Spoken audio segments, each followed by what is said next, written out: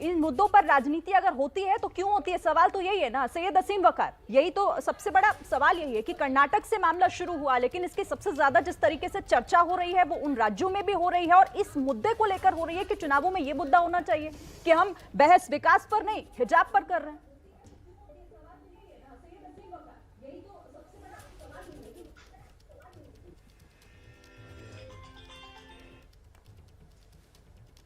सैयद असीम वकार, आपको मेरी आवाज मिल रही है? भाई कनेक्ट कर दिया आपने।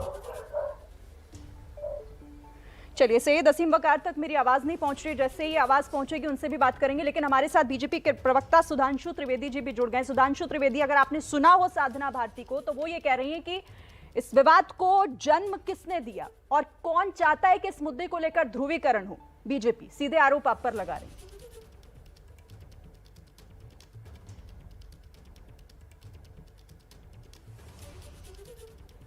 कितनों की फोटो है इससे पहले हिजाब में, कितनी आती थी इससे पहले हिजाब पहन के।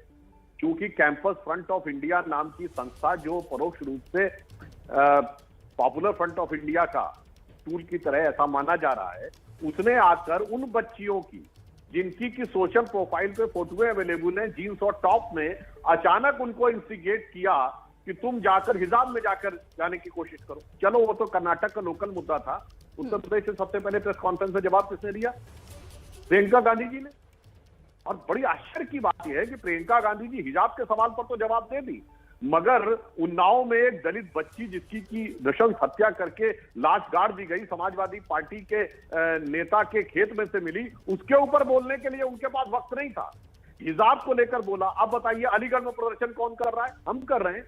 प्रयागराज में प्रदर्शन कौन कर रहा है? ये मालेगांव में जहां इनकी सरकार है वहां तो कुछ भी नहीं है भाई, वहां पूछो वहां का प्रदर्शन हो रहा है।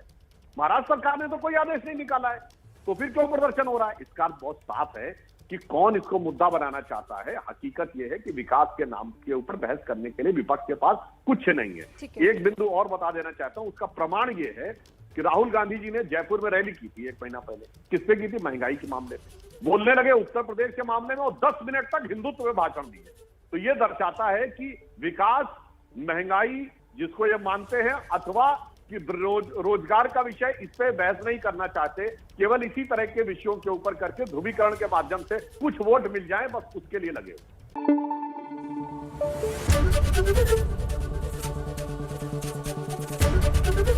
एबीपी न्यूज आपको रखे आगे।